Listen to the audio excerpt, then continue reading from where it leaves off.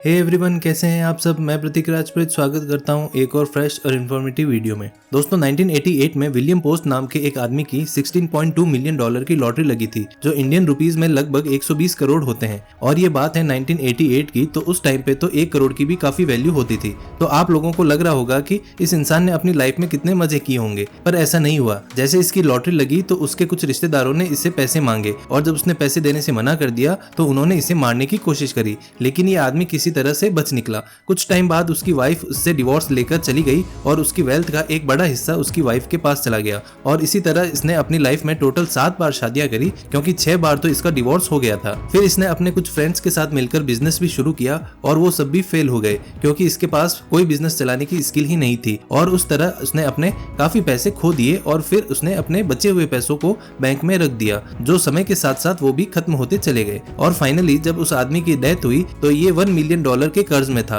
और वो अपनी लाइफ के आखिरी साल में $450 की सैलरी में गुजारा कर रहा था। तो इसलिए आपको अपनी यंग एज से ही पैसों की सही समझ होनी चाहिए, और आपको अपने 20s में ये पता होना चाहिए कि आपको अपना पैसा कहाँ इन्वेस्ट करना है। तो आज का ये वीडियो आप सभी लोगों के लिए बहुत इंपॉर्टेंट है, क्योंकि आज के इस वीडियो में मैं आपके साथ कुछ फाइनेंशियल लेसन शेयर करने वाला हूँ, जिससे आप अपने यंग एज से ही पैसों को सही से इन्वेस्ट करने के बारे में सीख पाओगे। इसलिए इस वीडियो को एंड तक जरूर देखें, क्योंकि इस वीडियो के बाद आपको अपने इन्वेस्टिंग की स्ट्रेटेजी पर बिल्कुल भी डाउट नहीं होने वाला है। तो दोस्तों, वीडियो में आगे बढ़ने से पहले अगर आप इस चैनल पर नए हैं तो चैनल को सब्सक्राइब कर लें और बेल आइकन को प्रेस कर लें, ताकि आगे आने वाले ऐसे और भी इन्फॉर्मेटिव वीडियोस की नोटिफिकेशन आप तक पहुंच जाए। दोस्तों, अब आपको अपने पैसों को कहां और कैसे इन्वेस्ट करना है, उसके लिए मैं आपके साथ 4 स्ट्रेटेजी शेयर करने वाला हूं, जिससे कि आपको ये क्लियर आइडिया मिलेगा, और हम ये मानेंगे कि आप हर महीने 15,000 रुपए इन्वेस्ट कर रहे हो। और साथ ही साथ हम इन्फ्लेशन को भी एडजस्ट करेंगे, और फिर हम देखेंगे कि आपकी वेल्थ कितनी बन रही है। तो सबसे पहले आती है स्ट्रेटेजी नंबर 1। अब हमारी मिडिल क्लास फैमिली में हमेशा पैसों को लेकर ज्यादा बातें नहीं होती है।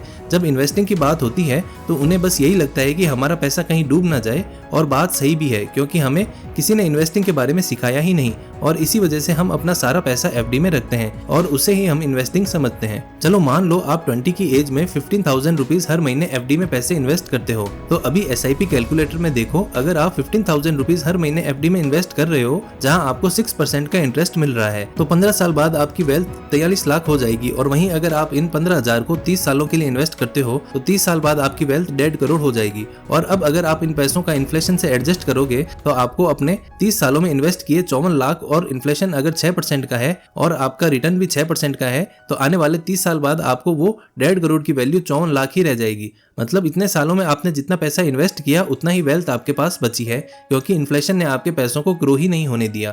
और एफडी में पैसों का इन्वेस्ट करने का यही प्रॉब्लम है, ये कभी भी आपके पैसों को ग्रो होने ही नहीं देते, और इतने सालों बाद भी आपके पैसों की वैल्यू वही रह जाती है। अब बात करते हैं स्ट्रेटेजी नंबर 2। मान लो आप ये सोचते हो कि कुछ पैसों में एफडी में रखूंगा और कुछ पैसा गोल्ड में रखूंगा, बिकॉज गोल्ड को हमारे इंडिया में अच्छा इन्वेस्टमेंट माना जाता है, या यूं कहें कि लोग सबसे ज्यादा पैसा एफडी के बाद गोल्ड में ही डालना पसंद करते हैं, क्योंकि गोल्ड को एक अच्छी और ट्रस्टेबल इन्वेस्टमेंट माना जाता है। तो मान लो अब महीने का 5,000 एफडी में और बाकी के 10,000 इन्वेस्ट कर रहे हो गोल्ड में। अब अपने 5,000 एफडी में इन्वेस्ट किया, जहां पर आपको 6% का रिटर्न मिला, तो 30 साल बाद आपका इन्वेस्टमेंट अमाउंट होगा 18 लाख, और आपकी वेल्थ हो चुकी होगी 50 लाख। बट इन्फ्लेशन भी हर साल 6% से बढ़ रहा है, तो 30 साल बाद आपके 50 लाख की वैल्यू 18 लाख ही रह जाएगी। और अगर आप 10,000 गोल्ड में इन्वेस्ट कर रहे हो, तो उस कैलकुलेटर में देखो, आपने इन्वेस्ट किया 10,000 और आपको रिटर्न मिला 8% का, क्योंकि जनरली लॉन्ग टर्म में गोल्ड 8% का रिटर्न देता है। तो 30 साल बाद आपकी वेल्थ 1.5 करोड़ हो जाएगी। बट इन्फ्लेशन को एडजस्ट करने के बाद इस 1.5 करोड़ की वैल्यू 50 लाख ही रह जाएगी। तो अगर इन दोनों रिटर्न को कंबाइन किया जाए, तो 30 सालों तक आपने टोटल पैसा इन्वेस्ट किया 54 लाख रुपए,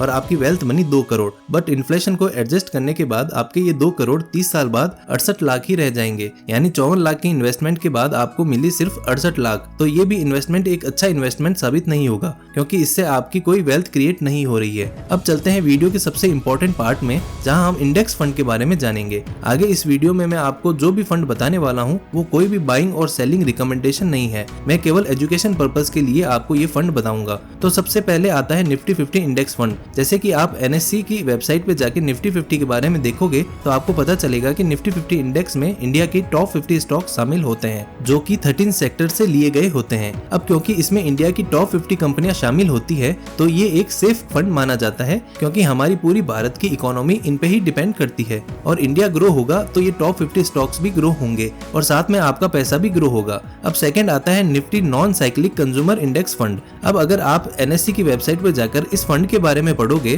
तो इसमें आपको टॉप 30 कंपनियां मिलेगी जो नॉन साइक्लिंग इंडस्ट्री से बिलोंग करती हैं। नॉन साइक्लिंग इंडस्ट्री में 7 इंडस्ट्रीज होती है, जैसे consumer goods, consumer service, telecom service, media, entertainment, publication and textile. और अगर आप इन 7 सेक्टर का वेटेज देखोगे तो इस इंडेक्स में 42% कंज्यूमर फूड्स का है, 20% कंज्यूमर सर्विस का, 20% कंज्यूमर ड्यूरेबल्स का और 12% टेलीकॉम कमीशन का है। अब आपको पहले साइक्लिक कंपनी और नॉन साइक्लिक कंपनी में फर्क पता होना चाहिए। दोस्तों, साइक्लिक इंडस्ट्रीज वो होती है जिनके प्रोडक्ट्स की डिमांड तब होती है जब इकोनॉमी अच्छी चल रही होती है, बट वहीं अगर इकोनॉमी डाउन हो जाती है तो इनकी डिमांड कम हो जाती है। तो वेल साइक्लिक कंपनी वॉलेटाइल काफी ज्यादा होती है और इकोनॉमी पर ये पूरी तरह से निर्भर होती है, जैसे ऑटोमोबाइल सेक्टर, मैन्युफैक्चरिंग सेक्टर। अब वहीं पे आती है नॉन साइक्लिक कंपनी। ये ऐसी कंपनियां होती है जो इकोनॉमी पर डिपेंड नहीं करती है और हमेशा स्टेबल रहती है, जैसे कंज्यूमर गुड इंडस्ट्रीज। मान लो जीडीपी ग्रो हो रही है तब तो लोग गाड़ियां लेना पसंद करेंगे, बट जब जीडीपी डाउन जाएगी तब लोग गाड़ियां लेना अवॉइड करते हैं। पर जो नॉर्मल कंज्यूम करने वाले गुड्स जैसे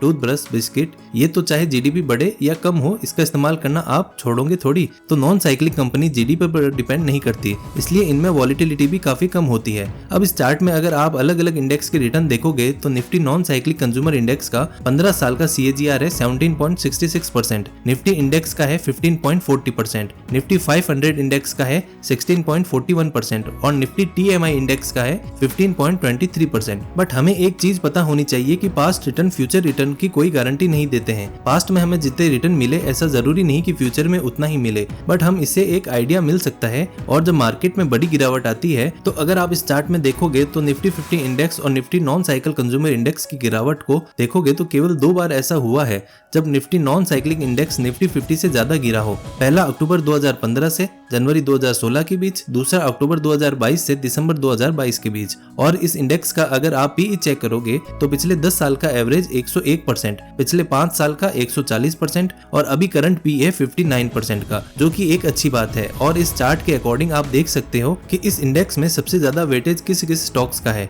और अगर पोटेंशियल ग्रोथ की बात की जाए तो जैसे जैसे हमारे देश के लोगों की इनकम बढ़ेगी तो लोग ज्यादा चीजों को खरीदेंगे और इस सेक्टर में ग्रोथ के चांसेस भी फिर ज्यादा होंगे। दोस्तों, हमारे देश की जनता यंग है, देश में अर्बनाइजेशन हो रहा है, हमारा भारत डिजिटल बन रहा है तो इकोनॉमी भी बढ़ रही है। तो अगर आप एक स्टेबल रिटर्न की तरफ देख रहे हो तो इस फंड के बारे में आप सोच सकते हो। तो ये थे कुछ इंडेक्स फंड। दोस्तों, वापस से बता देता हूँ, ये कोई बाइंग या सेलिंग रिकमेंडेशन नहीं है, मैंने केवल एजुकेशन पर्पस से आपको इनकी डिटेल जानकारी दी है। अब बात करते हैं स्ट्रेटेजी नंबर 3 की। अब इस स्ट्रेटेजी में आप 5000 इन्वेस्ट करोगे गोल्ड में, जहां आपको 8% का रिटर्न मिलेगा और बाकी 10,000 इन्वेस्ट करोगे इक्विटी में यानी इंडेक्स फंड में। अब इस चार्ट में देखिए, अब आप यहाँ देख सकते हो कि आप 5000 गोल्ड में इन्वेस्ट कर रहे हो जहां आपको 8% का रिटर्न मिल रहा है। तो 30 साल बाद आपका इन्वेस्टमेंट अमाउंट 18 लाख है और आपकी वेल्थ 75 लाख बन चुकी है। लेकिन इन्फ्लेशन को एडजस्ट करने के बाद इस 75 लाख की वैल्यू 24 लाख ही रह जाएगी। वहीं अगर आप बाकी के बचे 10,000 आप इंडेक्स फंड में इन्वेस्ट करते हो जहां आपको 15% का रिटर्न मिल रहा है,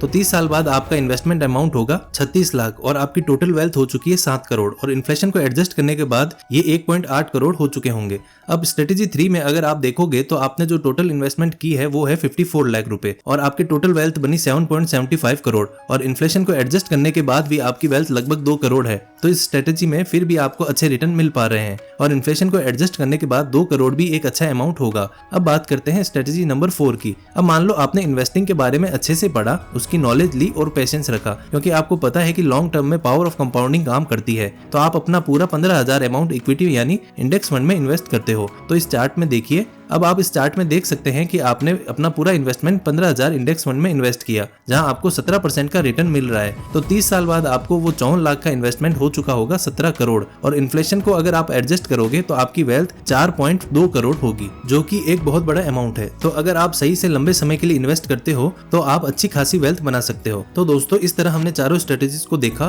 कि किस तरह हम कहां अपना पैसा इन्वेस्ट कर सकते हैं। दोस्तों, जहां FD की बात होती है तो हम उसे एक सेफ इन्वेस्टमेंट मानते हैं, बट वहां पर आपका पैसा ग्रो नहीं होता। और वहीं जहां इक्विटी की बात आती है तो वहां हमें लगता है कि कहीं हमारा पैसा बर्बाद ना हो जाए और उसमें हमें काफी रिस्क लगती है। तो इंडेक्स फंड आपके लिए बेस्ट पॉसिबल ऑप्शन हो सकता है। लेकिन दोस्तों, इंडेक्स फंड का फायदा ये है कि इसमें आपको कोई पर्टिकुलर स्टॉक में पैसा इन्वेस्ट नहीं करना, आपका रिस्क काफी कम हो जाता है, ऊपर से आपको ज्यादा रिसर्च भी नहीं करनी पड़ती है। तो ये आपके लिए एक अच्छा ऑप्शन हो सकता है। अब हमने पैसों को इन्वेस्ट करने के लिए 4 स्ट्रेटेजीज देख लिए। अभी चार्ट को अगर आप देखोगे तो स्ट्रेटेजी 1 के अकॉर्डिंग आप अपना पैसा एफडी में इन्वेस्ट करते हो जहां आपको 6% का रिटर्न मिल रहा है और 30 साल तक आपने पैसा इन्वेस्ट किया तो टोटल आपने 54 लाख इन्वेस्ट किए और इन्फ्लेशन को एडजस्ट करने के बाद आपकी वेल्थ होगी 54 लाख, यानी 30 सालों तक पैसा इन्वेस्ट करने का कोई मतलब ही नहीं बना। और अगर आप स्ट्रेटेजी 2 में देखोगे जहां आपने 5000 एफडी में इन्वेस्ट करा और 10,000 गोल्ड में है, तो 30 साल बाद इन दोनों का कंबाइंड इन्वेस्टमेंट होगा 54 लाख, पर इन्फ्लेशन को एडजस्ट करने के बाद 30 साल बाद आपकी वेल्थ होगी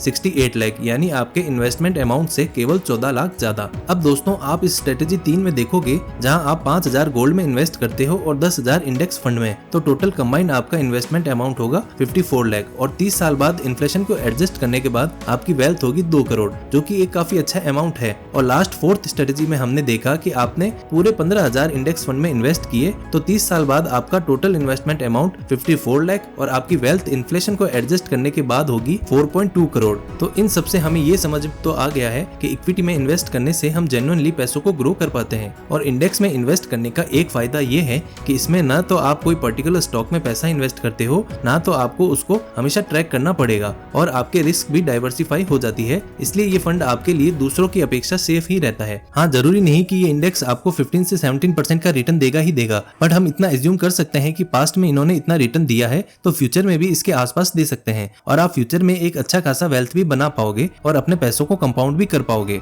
और वहीं अगर आप सोचते हो कि 30 साल किसने देखा, इतने सालों तक कौन इन्वेस्टिंग करता है, तो आप यहाँ पर देखो, आप हर मंथ इन्वेस्ट कर रहे हो 15,000 रुपीज। फ्यूचर में हमारी सैलरी भी बढ़ेगी, हमारी इनकम भी बढ़ेगी, तो ऑब्वियस हम पैसे भी ज्यादा इन्वेस्ट करेंगे। तो अगर आप मान लो 15,000 इन्वेस्ट करते हो और हर साल अपने अमाउंट का 10% से बढ़ाते जाते हो, तो इसे भी कैलकुलेटर में देखो, आपने यहाँ पर महीने का 15% इन्वेस्ट किया और हर साल आप अपने अमाउंट को 10% से बढ़ा रहे हो और आपका 15% का डिसेंट रिटर्न मिला, तो 20 साल बाद आपकी वेल्थ 4.17 करोड़ हो जाएगी और 4.17 करोड़ की वैल्यू 20 साल बाद लगभग 1.30 करोड़ के आसपास रहेगी, जो कि एक अच्छा अमाउंट होगा। तो इस तरह आप अपने इन्वेस्टमेंट अमाउंट को बढ़ाते जाओगे तो कंपाउंडिंग की मदद से आप जल्दी ही फाइनेंशियली फ्री हो सकते हो। अभी आप पर डिपेंड करता है कि आप कितना अमाउंट इन्वेस्ट करते हो, कब करते हो और कहाँ करते हो। एक बात आपको याद रखनी चाहिए कि आप अपने 20s में कैसे पैसों को मैनेज करते हो या आपके फ्यूचर को डिसाइड करेगा। और अगर आप पैसा कमाने पर ध्यान देंगे तो आपके पास ज्यादा पैसे होंगे और आप ज्यादा पैसा इन्वेस्ट करके जल्दी फाइनेंशियली फ्री हो पाओगे। तो दोस्तों आज की वीडियो में बस इतना ही। उम्मीद करता हूँ कि आपको ये वीडियो पसंद आई होगी। दोस्तों वीडियो पसंद आई हो तो उसे लाइक करें, शेयर करें और हमारे चैनल को सब्सक्राइब जरूर करें।